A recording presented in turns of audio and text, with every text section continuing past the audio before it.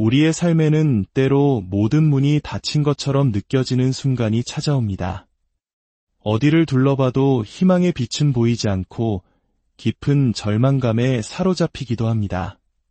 하지만 바로 그런 순간에 우리가 기억해야 할 놀라운 진리가 있습니다.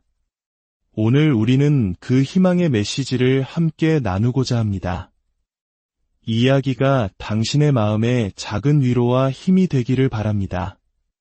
잠시 시간을 내어 이 메시지에 귀를 기울여 주시고, 만약 이 말씀이 당신의 마음에 울림을 준다면 주변의 다른 이들에게도 이 은혜를 나눔으로써 하나님의 축복의 통로가 되어 주시길 바랍니다. 여러분의 구독과 공유가 누군가에게는 절실한 희망의 씨앗이 될 수 있습니다. 이 시간을 함께하는 모든 분들께 주님의 평화가 가득하기를 기도합니다. 하나님께서는 우리가 그분 외에 다른 것을 우리의 공급의 원천으로 여길 때 우리의 마음을 아주 예민하게 살피십니다. 지금 당신이 처한 상황에 감사하고 하나님께서 이미 주신 것들에 대해 찬양하기 시작하십시오. 그분께는 더 많은 것이 있으며 당신이 그분께 순종하고 그분을 존귀하게 여길 때 넘치는 복을 내려주실 것입니다. 하나님께서 행하고자 하시는 모든 위대한 일은 우리 외부가 아닌 바로 우리 내면에서 시작됩니다.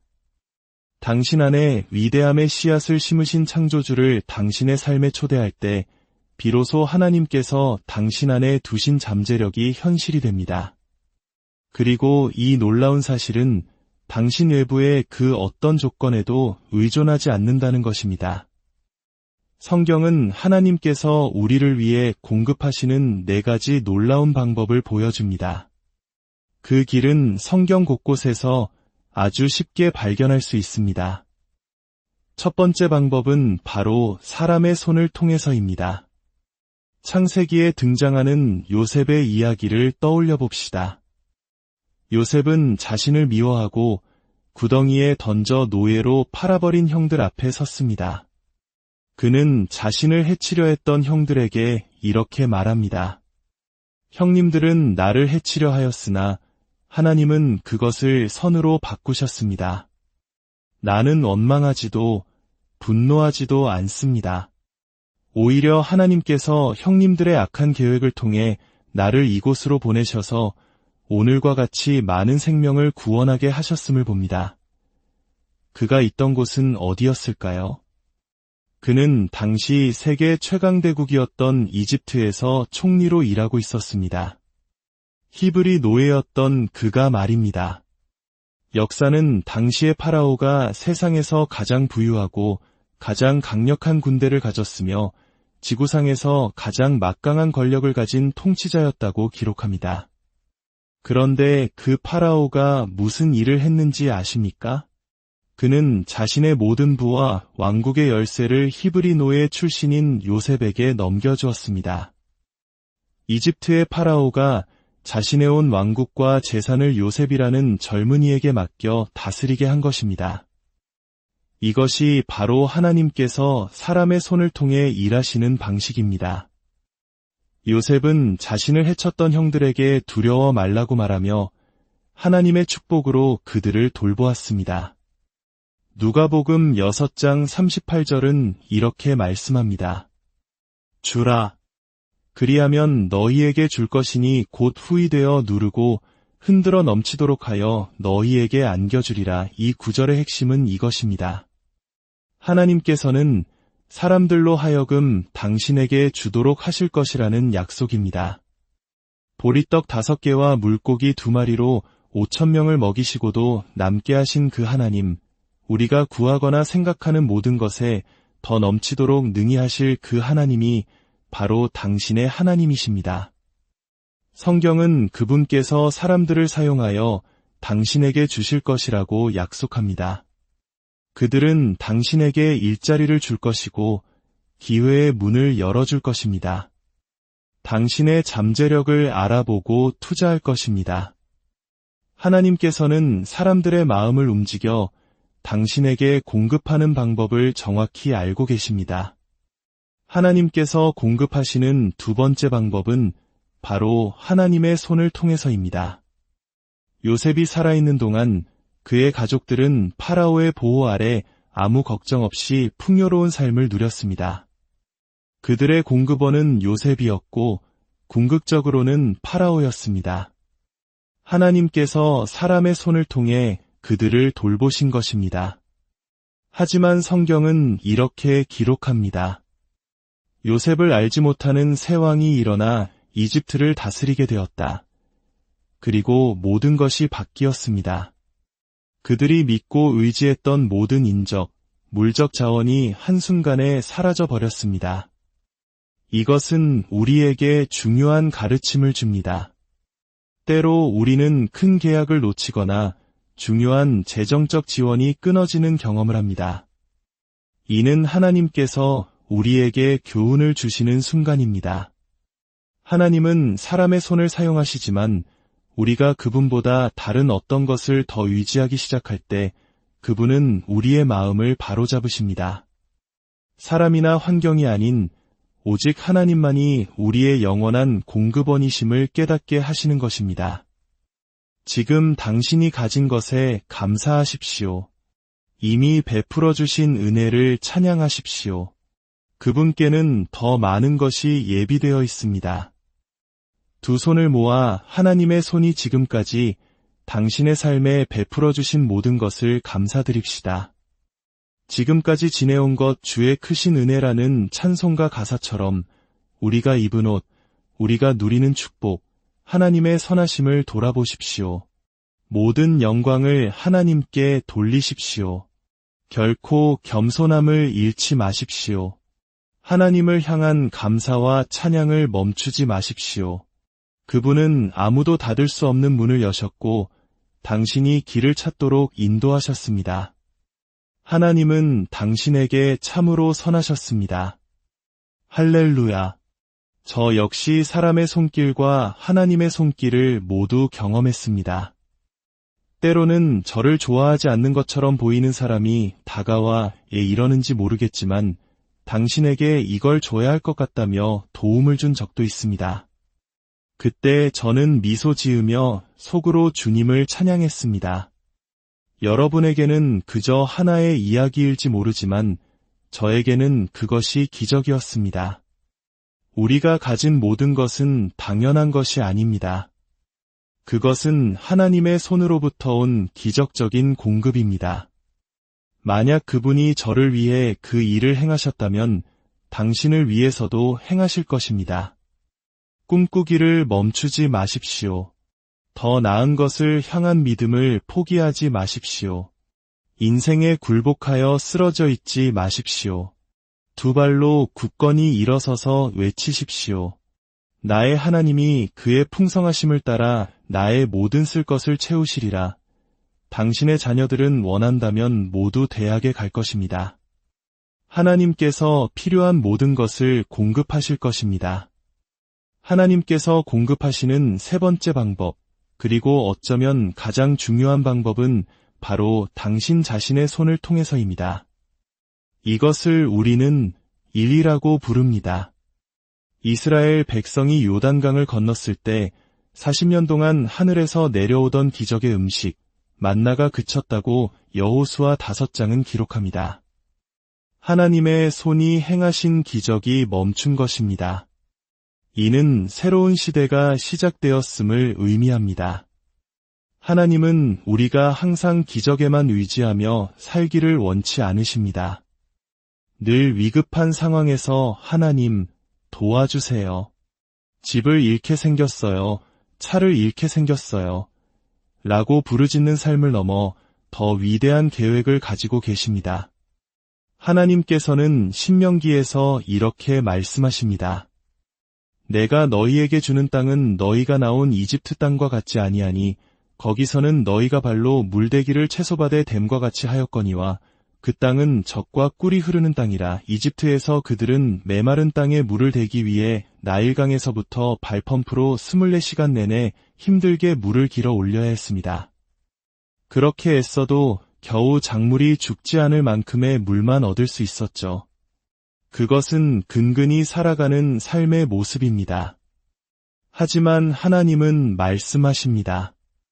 나는 내가 평생 그렇게 살기를 원치 않는다. 나는 너의 손이 하는 수고를 축복할 것이다. 너는 이제 발펌프의 사고방식에서 벗어나 젖과 꿀이 흐르는 땅으로 들어갈 것이다. 하나님은 당신의 손으로 하는 일을 통해 당신을 축복하기 원하십니다. 당신은 무언가에 재능이 있습니다. 하나님께서는 태초에 첫나무 안에 씨앗을, 첫새 안에 번식할 씨앗을 두셨습니다. 그분이 창조하신 모든 것 안에 번성하고 증식할 잠재력을 심어두셨습니다. 당신의 성장과 번영은 정부나 경제 상황에 달려있지 않습니다. 그 씨앗은 바로 당신 자신 안에 있습니다. 모든 위대한 일은 외부가 아닌 내부에서 시작됩니다. 당신 안에 위대함의 씨앗, 목적의 씨앗을 심으신 창조주를 당신의 삶으로 초대할 때 그분께서 당신 안에 두신 모든 것이 가능하게 됩니다. 믿음은 바라는 것들의 실상이요, 보이지 않는 것들의 증거입니다. 할렐루야. 원수는 당신의 겉옷을 벗겨낼 수 있습니다. 요셉처럼 말이죠. 하지만 기억하십시오. 그들은 당신의 겉옷을 빼앗을 수는 있어도 당신 안에 있는 축복의 씨앗은 결코 빼앗을 수 없습니다. 당신의 자신감을, 당신의 능력을 빼앗을 수 없습니다. 할렐루야. 당신의 겉옷을 빼앗아갈 수는 있어도 그 겉옷을 주신 하나님을 빼앗아갈 수는 없습니다. 나는 내가 누구인지, 그분이 내 안에 무엇을 두셨는지 압니다. 그분만이 나의 진정한 공급원이십니다. 이제 요셉의 세 번째 옷에 대한 이야기를 해야겠습니다. 그의 첫 번째 채색 옷은 가족의 시기로 인해 빼앗겼습니다. 그의 두 번째 옷은 보디발 아내의 거짓 모함으로 인해 벗겨지고 감옥에 갇혔습니다. 하지만 하나님께서 그를 일으키셨습니다. 창세기 41장에서 파라오는 자신의 왕복을 벗어 요셉에게 입히고 손에 인장 반지를 끼워주며 온 왕국에 그에게 엎드려 절하라고 명했습니다. 이것이 바로 당신을 위해 예정된 세 번째 옷입니다. 그것은 고난의 옷도 빼앗김의 옷도 아닙니다. 하나님께서 당신의 삶을 위해 준비하신 영광과 회복의 옷입니다. 당신이 겪은 모든 일 속에서도 하나님은 결코 당신을 떠나지 않으셨습니다. 그분은 여전히 그곳에 계시며 당신의 세 번째 옷이 오고 있다고 말씀하십니다. 악마는 당신을 벗기고 죽이고 파괴하려 했습니다. 하지만 당신은 또 다른 옷, 승리자의 옷을 입게 될 것입니다. 당신 곁에 있는 사람에게 말해 주십시오.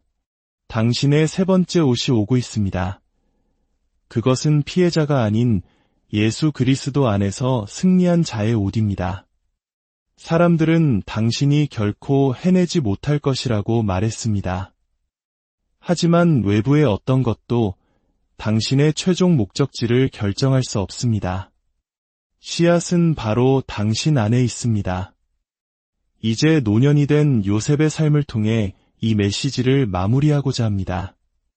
그는 모든 것을 겪고 살아남아 두 아들을 얻었습니다. 첫째 아들의 이름은 므낫세라고 지었는데 그 뜻은 하나님께서 나의 모든 고난과 내 아버지 집의 일을 잊어버리게 하셨다입니다. 그는 이렇게 고백하는 것입니다. 나는 내가 겪어온 과거의 모습대로 살지 않는다.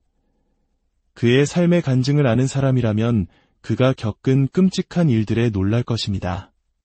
하지만 그는 말합니다. 하나님께서 그 모든 고통을 잊게 하셨다. 그는 더 이상 피해자가 아닙니다. 그는 세 번째 옷을 입고 어린 양의 피와 그의 간증의 말씀으로 승리한 자입니다. 그리고 그는 둘째 아들을 낳아 에브라임이라 이름 지었습니다. 그 뜻이 무엇인지 아십니까?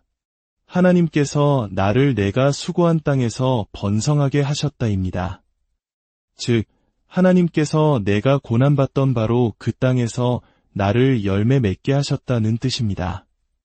어떤 분들은 하나님, 이 고통에서 저를 꺼내주세요 라고 기도하고 있을지 모릅니다. 하지만 하나님은 아니, 나는 너를 꺼내는 것이 아니라 그곳에서 너를 들어 올릴 것이다 라고 말씀하십니다. 출애굽기 한 장은 이스라엘 백성이 이집트에서 학대를 받으면 받을수록 더욱 번성하고 강해졌다고 기록합니다. 이것이 바로 믿음의 신비입니다. 원수가 당신의 가족을, 당신의 삶을 더 심하게 억압할수록 바로 그 영역에서 하나님께서는 당신을 더욱 번성하게 하실 것입니다. 학대가 심해질수록 그들은 더욱 증식했습니다. 이것이 바로 그 씨앗 자체에 담긴 번성의 축복입니다. 이제 고난을 통과하며 이렇게 선포합시다. 나는 번성할 것이다. 나는 번성할 것이다. 3번 외쳐봅시다. 번성하라. 번성하라. 번성하라. 예수님의 이름으로. 축복은 이미 당신 안에 있습니다. 당신의 집에 무엇이 있습니까? 당신 안에 무엇이 있습니까? 오늘 당신에게는 희망이 있고 미래가 있습니다. 그것은 저 밖에 있는 것이 아니라 바로 당신 안에 있습니다.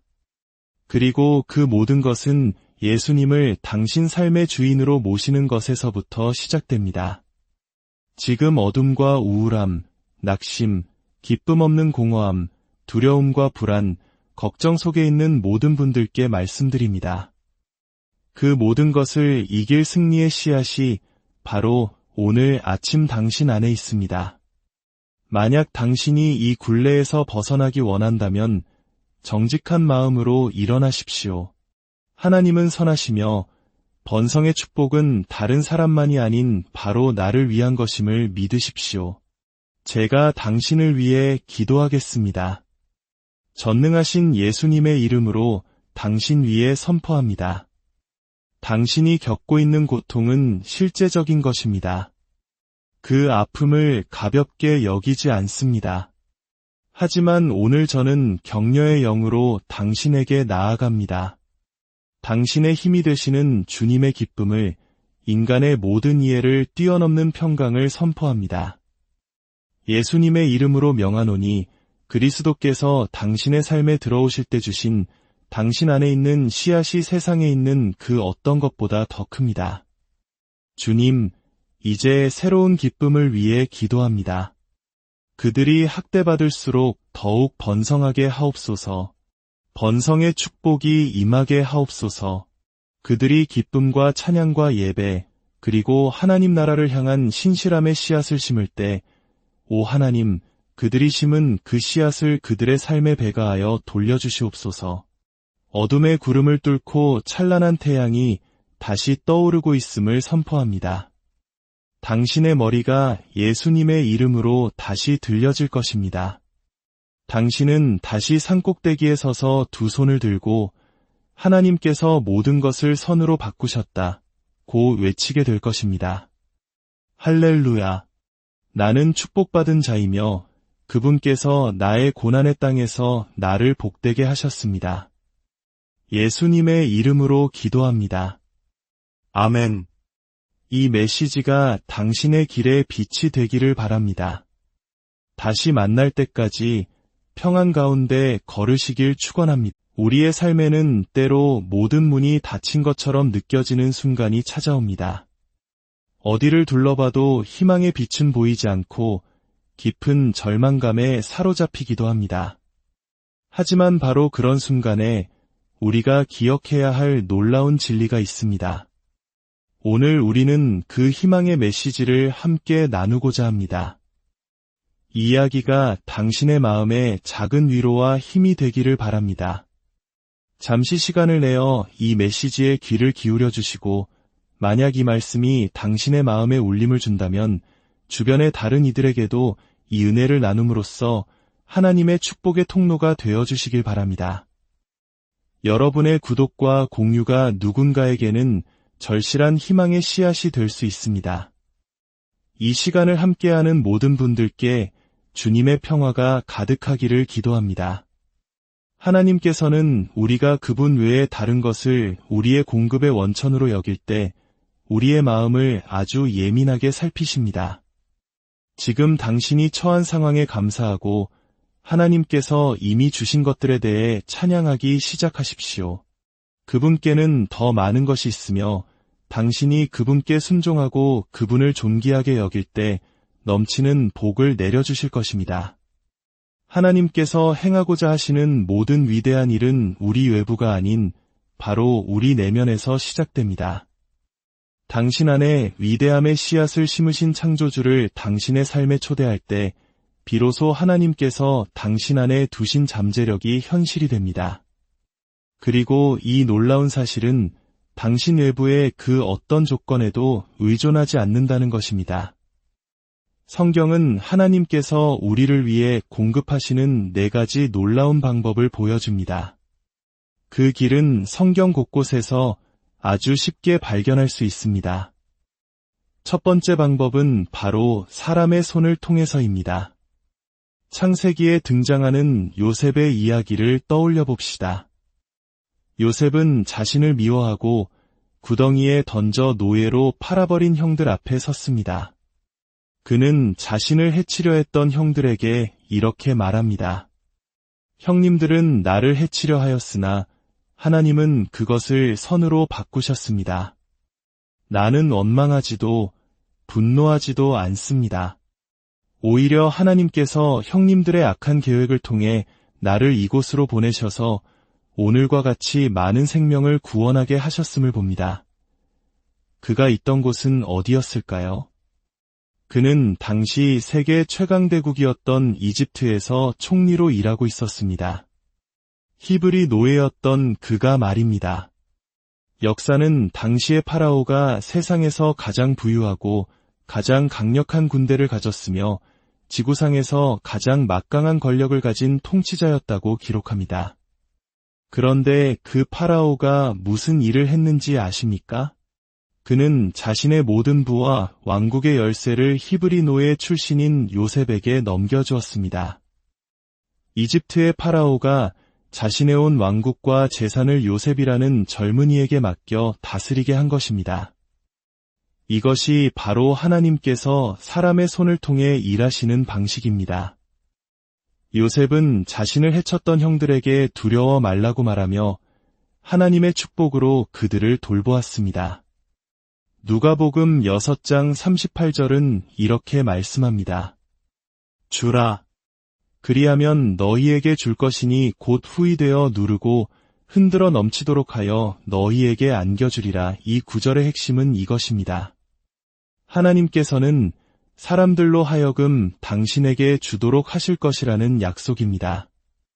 보리떡 5개와 물고기 2마리로 5,000명을 먹이시고도 남게 하신 그 하나님, 우리가 구하거나 생각하는 모든 것에 더 넘치도록 능히 하실 그 하나님이 바로 당신의 하나님이십니다. 성경은 그분께서 사람들을 사용하여 당신에게 주실 것이라고 약속합니다. 그들은 당신에게 일자리를 줄 것이고 기회의 문을 열어줄 것입니다. 당신의 잠재력을 알아보고 투자할 것입니다. 하나님께서는 사람들의 마음을 움직여 당신에게 공급하는 방법을 정확히 알고 계십니다. 하나님께서 공급하시는 2번째 방법은 바로 하나님의 손을 통해서입니다. 요셉이 살아있는 동안 그의 가족들은 파라오의 보호 아래 아무 걱정 없이 풍요로운 삶을 누렸습니다. 그들의 공급원은 요셉이었고 궁극적으로는 파라오였습니다. 하나님께서 사람의 손을 통해 그들을 돌보신 것입니다. 하지만 성경은 이렇게 기록합니다. 요셉을 알지 못하는 새 왕이 일어나 이집트를 다스리게 되었다. 그리고 모든 것이 바뀌었습니다. 그들이 믿고 의지했던 모든 인적, 물적 자원이 한순간에 사라져 버렸습니다. 이것은 우리에게 중요한 가르침을 줍니다. 때로 우리는 큰 계약을 놓치거나 중요한 재정적 지원이 끊어지는 경험을 합니다. 이는 하나님께서 우리에게 교훈을 주시는 순간입니다. 하나님은 사람의 손을 사용하시지만 우리가 그분보다 다른 어떤 것을 더 의지하기 시작할 때 그분은 우리의 마음을 바로잡으십니다. 사람이나 환경이 아닌 오직 하나님만이 우리의 영원한 공급원이심을 깨닫게 하시는 것입니다. 지금 당신이 가진 것에 감사하십시오. 이미 베풀어 주신 은혜를 찬양하십시오.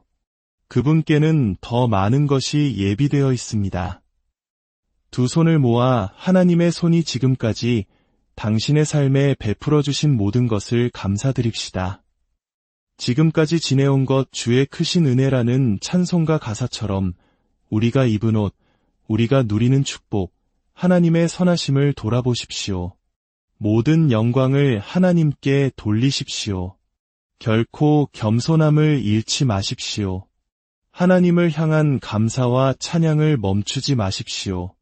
그분은 아무도 닫을 수 없는 문을 여셨고 당신이 길을 찾도록 인도하셨습니다. 하나님은 당신에게 참으로 선하셨습니다. 할렐루야. 저 역시 사람의 손길과 하나님의 손길을 모두 경험했습니다. 때로는 저를 좋아하지 않는 것처럼 보이는 사람이 다가와 이러는지 모르겠지만 당신에게 이걸 줘야 할 것 같다며 도움을 준 적도 있습니다. 그때 저는 미소 지으며 속으로 주님을 찬양했습니다. 여러분에게는 그저 하나의 이야기일지 모르지만 저에게는 그것이 기적이었습니다. 우리가 가진 모든 것은 당연한 것이 아닙니다. 그것은 하나님의 손으로부터 온 기적적인 공급입니다. 만약 그분이 저를 위해 그 일을 행하셨다면 당신을 위해서도 행하실 것입니다. 꿈꾸기를 멈추지 마십시오. 더 나은 것을 향한 믿음을 포기하지 마십시오. 인생에 굴복하여 쓰러져 있지 마십시오. 두 발로 굳건히 일어서서 외치십시오. 나의 하나님이 그의 풍성하심을 따라 나의 모든 쓸 것을 채우시리라. 당신의 자녀들은 원한다면 모두 대학에 갈 것입니다.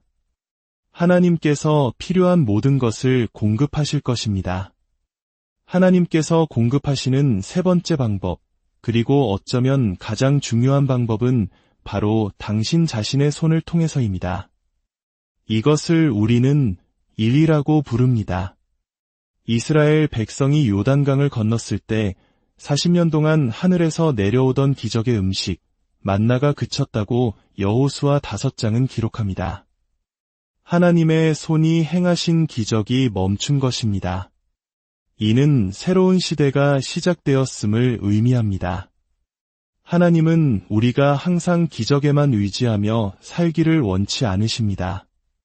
늘 위급한 상황에서 하나님, 도와주세요. 집을 잃게 생겼어요. 차를 잃게 생겼어요. 라고 부르짖는 삶을 넘어 더 위대한 계획을 가지고 계십니다. 하나님께서는 신명기에서 이렇게 말씀하십니다. 내가 너희에게 주는 땅은 너희가 나온 이집트 땅과 같지 아니하니 거기서는 너희가 발로 물대기를 채소밭에 댐과 같이 하였거니와 그 땅은 젖과 꿀이 흐르는 땅이라. 이집트에서 그들은 메마른 땅에 물을 대기 위해 나일강에서부터 발펌프로 24시간 내내 힘들게 물을 길어 올려야 했습니다. 그렇게 애써도 겨우 작물이 죽지 않을 만큼의 물만 얻을 수 있었죠. 그것은 근근히 살아가는 삶의 모습입니다. 하지만 하나님은 말씀하십니다. 나는 내가 평생 그렇게 살기를 원치 않는다. 나는 너의 손이 하는 수고를 축복할 것이다. 너는 이제 발펌프의 사고방식에서 벗어나 젖과 꿀이 흐르는 땅으로 들어갈 것이다. 하나님은 당신의 손으로 하는 일을 통해 당신을 축복하기 원하십니다. 당신은 무언가에 재능이 있습니다. 하나님께서는 태초에 첫나무 안에 씨앗을, 첫새 안에 번식할 씨앗을 두셨습니다.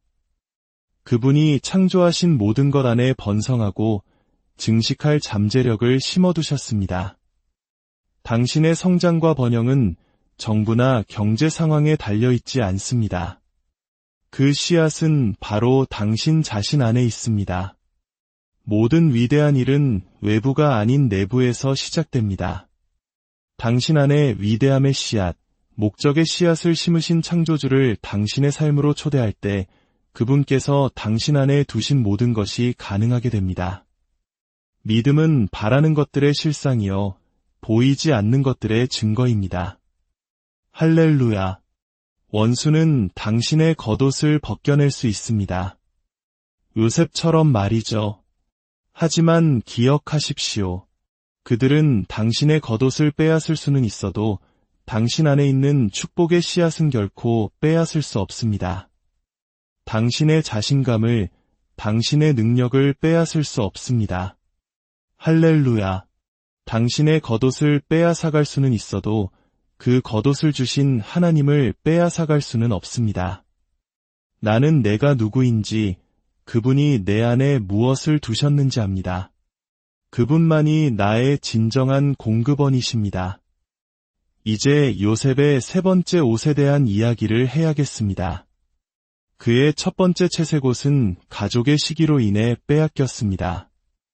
그의 두 번째 옷은 보디발 아내의 거짓 모함으로 인해 벗겨지고 감옥에 갇혔습니다. 하지만 하나님께서 그를 일으키셨습니다. 창세기 41장에서 파라오는 자신의 왕복을 벗어 요셉에게 입히고 손에 인장 반지를 끼워주며 온 왕국에 그에게 엎드려 절하라고 명했습니다. 이것이 바로 당신을 위해 예정된 세 번째 옷입니다. 그것은 고난의 옷도 빼앗김의 옷도 아닙니다. 하나님께서 당신의 삶을 위해 준비하신 영광과 회복의 옷입니다. 당신이 겪은 모든 일 속에서도 하나님은 결코 당신을 떠나지 않으셨습니다. 그분은 여전히 그곳에 계시며 당신의 세 번째 옷이 오고 있다고 말씀하십니다. 악마는 당신을 벗기고 죽이고 파괴하려 했습니다. 하지만 당신은 또 다른 옷, 승리자의 옷을 입게 될 것입니다. 당신 곁에 있는 사람에게 말해 주십시오. 당신의 세 번째 옷이 오고 있습니다. 그것은 피해자가 아닌 예수 그리스도 안에서 승리한 자의 옷입니다. 사람들은 당신이 결코 해내지 못할 것이라고 말했습니다. 하지만 외부의 어떤 것도 당신의 최종 목적지를 결정할 수 없습니다. 씨앗은 바로 당신 안에 있습니다. 이제 노년이 된 요셉의 삶을 통해 이 메시지를 마무리하고자 합니다. 그는 모든 것을 겪고 살아남아 두 아들을 얻었습니다. 첫째 아들의 이름은 므낫세라고 지었는데 그 뜻은 하나님께서 나의 모든 고난과 내 아버지 집의 일을 잊어버리게 하셨다입니다. 그는 이렇게 고백하는 것입니다. 나는 내가 겪어온 과거의 모습대로 살지 않는다. 그의 삶의 간증을 아는 사람이라면 그가 겪은 끔찍한 일들에 놀랄 것입니다. 하지만 그는 말합니다. 하나님께서 그 모든 고통을 잊게 하셨다. 그는 더 이상 피해자가 아닙니다. 그는 세 번째 옷을 입고 어린 양의 피와 그의 간증의 말씀으로 승리한 자입니다. 그리고 그는 둘째 아들을 낳아 에브라임이라 이름 지었습니다. 그 뜻이 무엇인지 아십니까? 하나님께서 나를 내가 수고한 땅에서 번성하게 하셨다입니다. 즉, 하나님께서 내가 고난받던 바로 그 땅에서 나를 열매 맺게 하셨다는 뜻입니다. 어떤 분들은 하나님, 이 고통에서 저를 꺼내주세요 라고 기도하고 있을지 모릅니다. 하지만 하나님은 아니, 나는 너를 꺼내는 것이 아니라 그곳에서 너를 들어 올릴 것이다 라고 말씀하십니다. 출애굽기 한 장은 이스라엘 백성이 이집트에서 학대를 받으면 받을수록 더욱 번성하고 강해졌다고 기록합니다. 이것이 바로 믿음의 신비입니다. 원수가 당신의 가족을, 당신의 삶을 더 심하게 억압할수록 바로 그 영역에서 하나님께서는 당신을 더욱 번성하게 하실 것입니다. 학대가 심해질수록 그들은 더욱 증식했습니다. 이것이 바로 그 씨앗 자체에 담긴 번성의 축복입니다. 이제 고난을 통과하며 이렇게 선포합시다. 나는 번성할 것이다. 나는 번성할 것이다. 3번 외쳐봅시다. 번성하라, 번성하라, 번성하라. 예수님의 이름으로. 축복은 이미 당신 안에 있습니다. 당신의 집에 무엇이 있습니까? 당신 안에 무엇이 있습니까? 오늘 당신에게는 희망이 있고 미래가 있습니다. 그것은 저 밖에 있는 것이 아니라 바로 당신 안에 있습니다. 그리고 그 모든 것은 예수님을 당신 삶의 주인으로 모시는 것에서부터 시작됩니다. 지금 어둠과 우울함, 낙심, 기쁨 없는 공허함, 두려움과 불안, 걱정 속에 있는 모든 분들께 말씀드립니다. 그 모든 것을 이길 승리의 씨앗이 바로 오늘 아침 당신 안에 있습니다. 만약 당신이 이 굴레에서 벗어나기 원한다면 정직한 마음으로 일어나십시오. 하나님은 선하시며 번성의 축복은 다른 사람만이 아닌 바로 나를 위한 것임을 믿으십시오. 제가 당신을 위해 기도하겠습니다. 전능하신 예수님의 이름으로 당신 위에 선포합니다. 당신이 겪고 있는 고통은 실제적인 것입니다. 그 아픔을 가볍게 여기지 않습니다. 하지만 오늘 저는 격려의 영으로 당신에게 나아갑니다. 당신의 힘이 되시는 주님의 기쁨을, 인간의 모든 이해를 뛰어넘는 평강을 선포합니다. 예수님의 이름으로 명하노니 그리스도께서 당신의 삶에 들어오실 때 주신 당신 안에 있는 씨앗이 세상에 있는 그 어떤 것보다 더 큽니다. 주님, 이제 새로운 기쁨을 위해 기도합니다. 그들이 학대받을수록 더욱 번성하게 하옵소서. 번성의 축복이 임하게 하옵소서. 그들이 기쁨과 찬양과 예배, 그리고 하나님 나라를 향한 신실함의 씨앗을 심을 때, 오 하나님, 그들이 심은 그 씨앗을 그들의 삶에 배가하여 돌려주시옵소서. 어둠의 구름을 뚫고 찬란한 태양이 다시 떠오르고 있음을 선포합니다. 당신의 머리가 예수님의 이름으로 다시 들려질 것입니다. 당신은 다시 산꼭대기에 서서 두 손을 들고 하나님께서 모든 것을 선으로 바꾸셨다 고 외치게 될 것입니다. 할렐루야! 나는 축복받은 자이며 그분께서 나의 고난의 땅에서 나를 복되게 하셨습니다. 예수님의 이름으로 기도합니다. 아멘. 이 메시지가 당신의 길에 빛이 되기를 바랍니다. 다시 만날 때까지 평안 가운데 걸으시길 축원합니다. 우리의 삶에는 때로 모든 문이 닫힌 것처럼 느껴지는 순간이 찾아옵니다.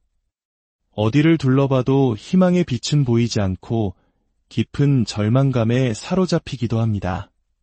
하지만 바로 그런 순간에 우리가 기억해야 할 놀라운 진리가 있습니다.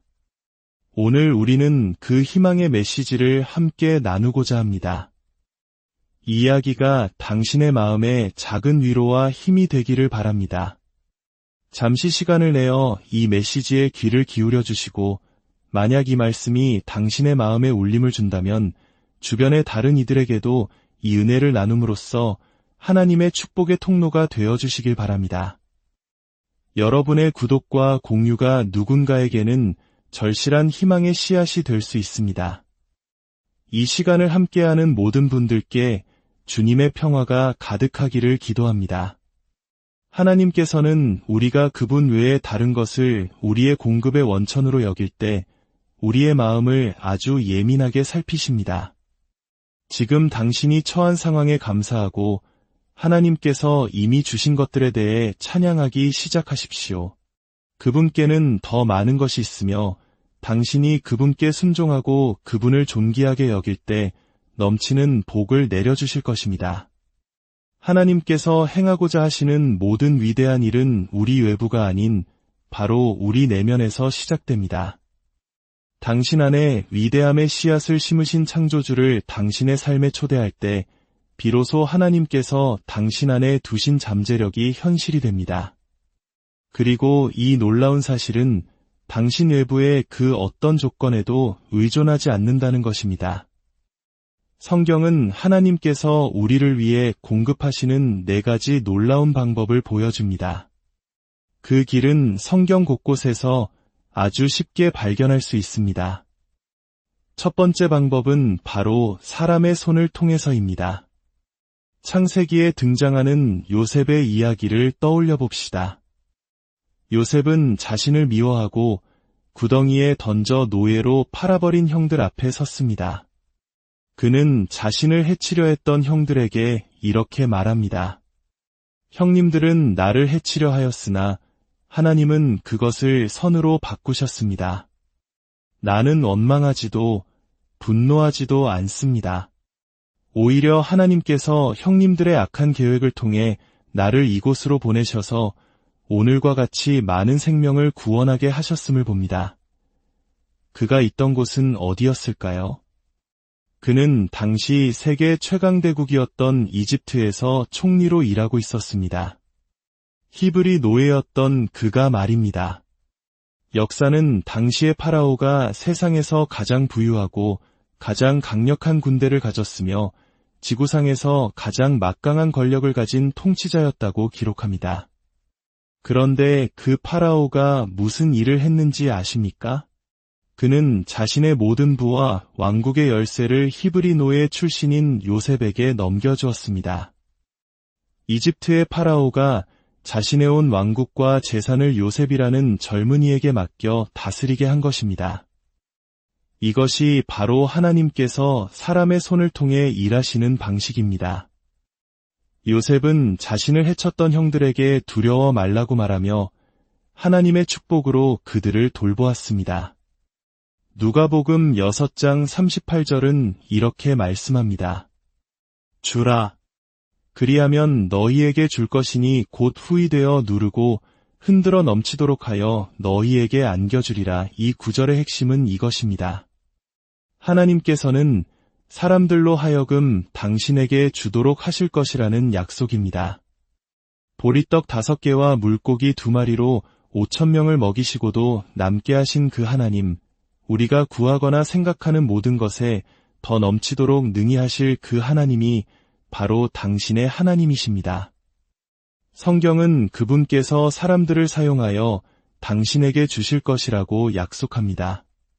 그들은 당신에게 일자리를 줄 것이고 기회의 문을 열어줄 것입니다. 당신의 잠재력을 알아보고 투자할 것입니다. 하나님께서는 사람들의 마음을 움직여 당신에게 공급하는 방법을 정확히 알고 계십니다. 하나님께서 공급하시는 두 번째 방법은 바로 하나님의 손을 통해서입니다. 요셉이 살아있는 동안 그의 가족들은 파라오의 보호 아래 아무 걱정 없이 풍요로운 삶을 누렸습니다. 그들의 공급원은 요셉이었고 궁극적으로는 파라오였습니다. 하나님께서 사람의 손을 통해 그들을 돌보신 것입니다. 하지만 성경은 이렇게 기록합니다. 요셉을 알지 못하는 새 왕이 일어나 이집트를 다스리게 되었다. 그리고 모든 것이 바뀌었습니다. 그들이 믿고 의지했던 모든 인적, 물적 자원이 한순간에 사라져 버렸습니다. 이것은 우리에게 중요한 가르침을 줍니다. 때로 우리는 큰 계약을 놓치거나 중요한 재정적 지원이 끊어지는 경험을 합니다. 이는 하나님께서 우리에게 교훈을 주시는 순간입니다. 하나님은 사람의 손을 사용하시지만 우리가 그분보다 다른 어떤 것을 더 의지하기 시작할 때 그분은 우리의 마음을 바로잡으십니다. 사람이나 환경이 아닌 오직 하나님만이 우리의 영원한 공급원이심을 깨닫게 하시는 것입니다. 지금 당신이 가진 것에 감사하십시오. 이미 베풀어 주신 은혜를 찬양하십시오. 그분께는 더 많은 것이 예비되어 있습니다. 두 손을 모아 하나님의 손이 지금까지 당신의 삶에 베풀어 주신 모든 것을 감사드립시다. 지금까지 지내온 것 주의 크신 은혜라는 찬송가 가사처럼 우리가 입은 옷, 우리가 누리는 축복, 하나님의 선하심을 돌아보십시오. 모든 영광을 하나님께 돌리십시오. 결코 겸손함을 잃지 마십시오.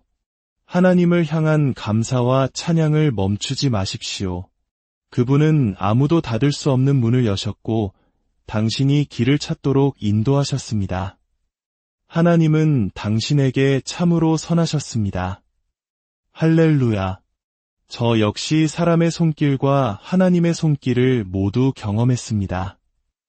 때로는 저를 좋아하지 않는 것처럼 보이는 사람이 다가와 이러는지 모르겠지만 당신에게 이걸 줘야 할 것 같다며 도움을 준 적도 있습니다. 그때 저는 미소 지으며 속으로 주님을 찬양했습니다. 여러분에게는 그저 하나의 이야기일지 모르지만 저에게는 그것이 기적이었습니다. 우리가 가진 모든 것은 당연한 것이 아닙니다. 그것은 하나님의 손으로부터 온 기적적인 공급입니다. 만약 그분이 저를 위해 그 일을 행하셨다면 당신을 위해서도 행하실 것입니다. 꿈꾸기를 멈추지 마십시오. 더 나은 것을 향한 믿음을 포기하지 마십시오. 인생에 굴복하여 쓰러져 있지 마십시오. 두 발로 굳건히 일어서서 외치십시오. 나의 하나님이 그의 풍성하심을 따라 나의 모든 쓸 것을 채우시리라. 당신의 자녀들은 원한다면 모두 대학에 갈 것입니다. 하나님께서 필요한 모든 것을 공급하실 것입니다. 하나님께서 공급하시는 세 번째 방법, 그리고 어쩌면 가장 중요한 방법은 바로 당신 자신의 손을 통해서입니다. 이것을 우리는 일이라고 부릅니다. 이스라엘 백성이 요단강을 건넜을 때 40년 동안 하늘에서 내려오던 기적의 음식, 만나가 그쳤다고 여호수아 5장은 기록합니다. 하나님의 손이 행하신 기적이 멈춘 것입니다. 이는 새로운 시대가 시작되었음을 의미합니다. 하나님은 우리가 항상 기적에만 의지하며 살기를 원치 않으십니다. 늘 위급한 상황에서 하나님, 도와주세요. 집을 잃게 생겼어요. 차를 잃게 생겼어요. 라고 부르짖는 삶을 넘어 더 위대한 계획을 가지고 계십니다. 하나님께서는 신명기에서 이렇게 말씀하십니다. 내가 너희에게 주는 땅은 너희가 나온 이집트 땅과 같지 아니하니 거기서는 너희가 발로 물대기를 채소밭에 댐과 같이 하였거니와 그 땅은 젖과 꿀이 흐르는 땅이라. 이집트에서 그들은 메마른 땅에 물을 대기 위해 나일강에서부터 발펌프로 24시간 내내 힘들게 물을 길어 올려야 했습니다. 그렇게 애써도 겨우 작물이 죽지 않을 만큼의 물만 얻을 수 있었죠. 그것은 근근히 살아가는 삶의 모습입니다. 하지만 하나님은 말씀하십니다. 나는 내가 평생 그렇게 살기를 원치 않는다. 나는 너의 손이 하는 수고를 축복할 것이다. 너는 이제 발펌프의 사고방식에서 벗어나 젖과 꿀이 흐르는 땅으로 들어갈 것이다. 하나님은 당신의 손으로 하는 일을 통해 당신을 축복하기 원하십니다. 당신은 무언가에 재능이 있습니다. 하나님께서는 태초에 첫 나무 안에 씨앗을, 첫 새 안에 번식할 씨앗을 두셨습니다. 그분이 창조하신 모든 것 안에 번성하고 증식할 잠재력을 심어두셨습니다. 당신의 성장과 번영은 정부나 경제 상황에 달려있지 않습니다. 그 씨앗은 바로 당신 자신 안에 있습니다. 모든 위대한 일은 외부가 아닌 내부에서 시작됩니다. 당신 안에 위대함의 씨앗, 목적의 씨앗을 심으신 창조주를 당신의 삶으로 초대할 때 그분께서 당신 안에 두신 모든 것이 가능하게 됩니다. 믿음은 바라는 것들의 실상이요, 보이지 않는 것들의 증거입니다. 할렐루야. 원수는 당신의 겉옷을 벗겨낼 수 있습니다. 요셉처럼 말이죠. 하지만 기억하십시오. 그들은 당신의 겉옷을 빼앗을 수는 있어도 당신 안에 있는 축복의 씨앗은 결코 빼앗을 수 없습니다. 당신의 자신감을, 당신의 능력을 빼앗을 수 없습니다. 할렐루야. 당신의 겉옷을 빼앗아갈 수는 있어도 그 겉옷을 주신 하나님을 빼앗아갈 수는 없습니다. 나는 내가 누구인지, 그분이 내 안에 무엇을 두셨는지 압니다. 그분만이 나의 진정한 공급원이십니다. 이제 요셉의 세 번째 옷에 대한 이야기를 해야겠습니다. 그의 첫 번째 채색 옷은 가족의 시기로 인해 빼앗겼습니다. 그의 두 번째 옷은 보디발 아내의 거짓 모함으로 인해 벗겨지고 감옥에 갇혔습니다. 하지만 하나님께서 그를 일으키셨습니다.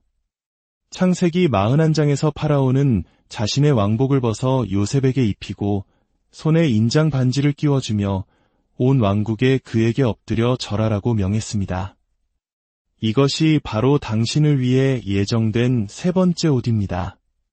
그것은 고난의 옷도 빼앗김의 옷도 아닙니다. 하나님께서 당신의 삶을 위해 준비하신 영광과 회복의 옷입니다. 당신이 겪은 모든 일 속에서도 하나님은 결코 당신을 떠나지 않으셨습니다. 그분은 여전히 그곳에 계시며 당신의 세 번째 옷이 오고 있다고 말씀하십니다. 악마는 당신을 벗기고 죽이고 파괴하려 했습니다.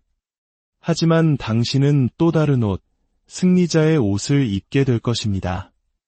당신 곁에 있는 사람에게 말해 주십시오. 당신의 세 번째 옷이 오고 있습니다. 그것은 피해자가 아닌 예수 그리스도 안에서 승리한 자의 옷입니다. 사람들은 당신이 결코 해내지 못할 것이라고 말했습니다. 하지만 외부의 어떤 것도 당신의 최종 목적지를 결정할 수 없습니다. 씨앗은 바로 당신 안에 있습니다. 이제 노년이 된 요셉의 삶을 통해 이 메시지를 마무리하고자 합니다. 그는 모든 것을 겪고 살아남아 두 아들을 얻었습니다. 첫째 아들의 이름은 므낫세라고 지었는데 그 뜻은 하나님께서 나의 모든 고난과 내 아버지 집의 일을 잊어버리게 하셨다입니다.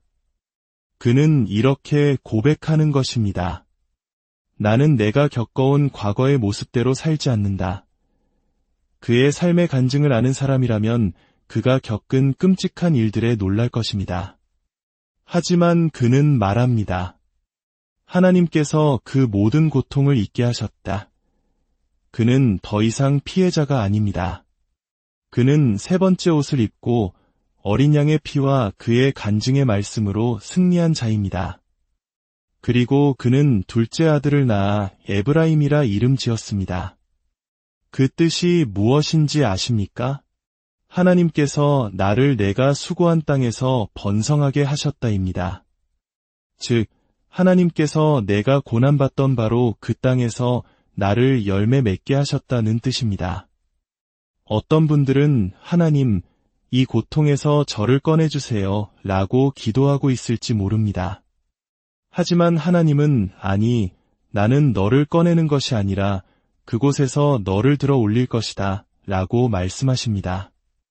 출애굽기 한 장은 이스라엘 백성이 이집트에서 학대를 받으면 받을수록 더욱 번성하고 강해졌다고 기록합니다. 이것이 바로 믿음의 신비입니다. 원수가 당신의 가족을, 당신의 삶을 더 심하게 억압할수록 바로 그 영역에서 하나님께서는 당신을 더욱 번성하게 하실 것입니다. 학대가 심해질수록 그들은 더욱 증식했습니다. 이것이 바로 그 씨앗 자체에 담긴 번성의 축복입니다. 이제 고난을 통과하며 이렇게 선포합시다. 나는 번성할 것이다. 나는 번성할 것이다. 3번 외쳐봅시다. 번성하라, 번성하라, 번성하라. 예수님의 이름으로. 축복은 이미 당신 안에 있습니다.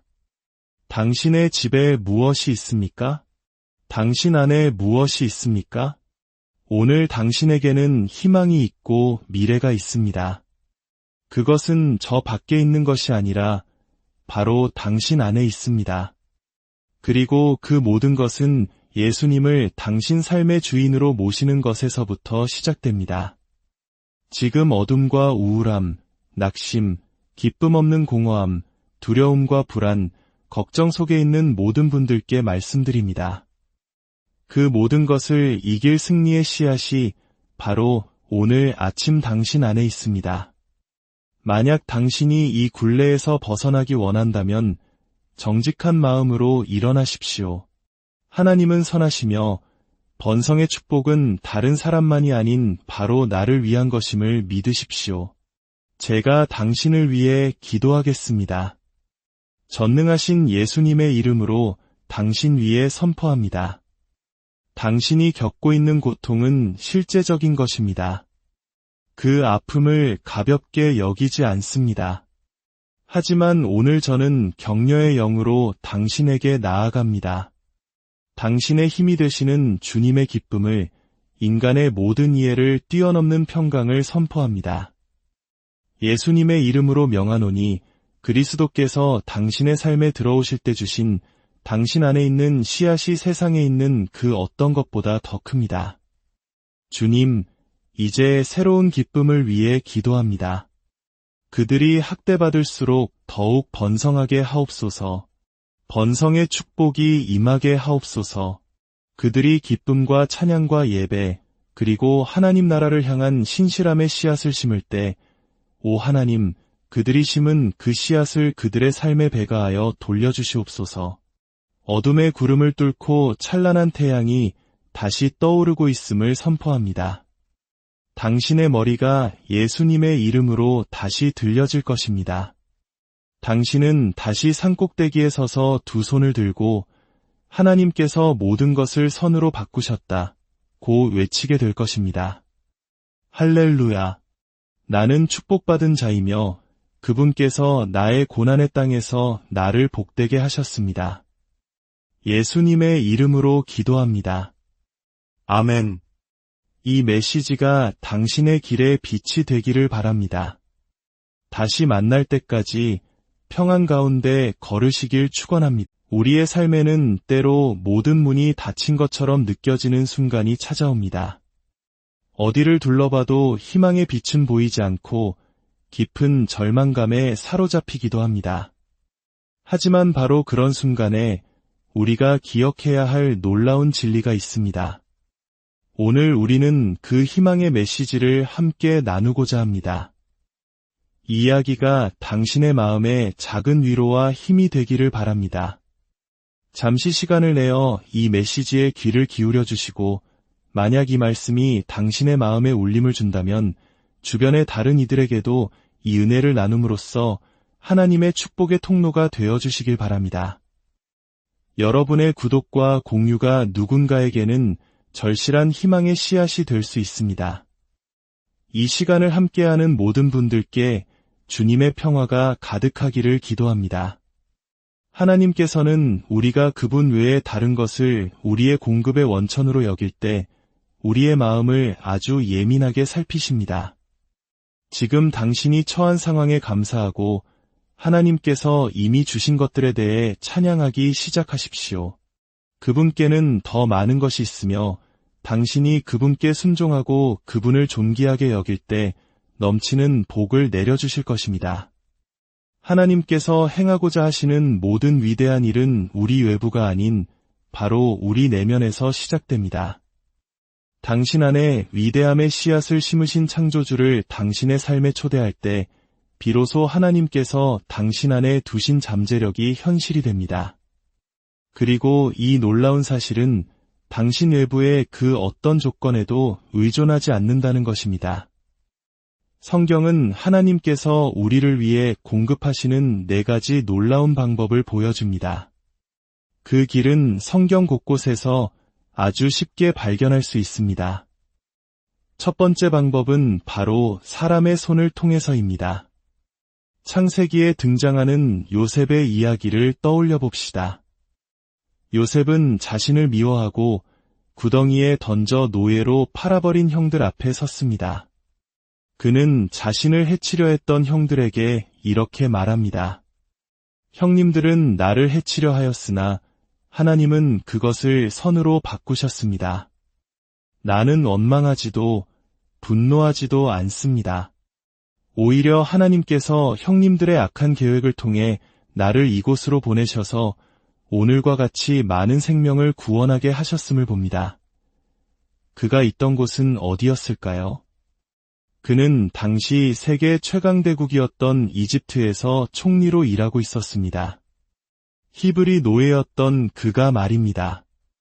역사는 당시의 파라오가 세상에서 가장 부유하고 가장 강력한 군대를 가졌으며 지구상에서 가장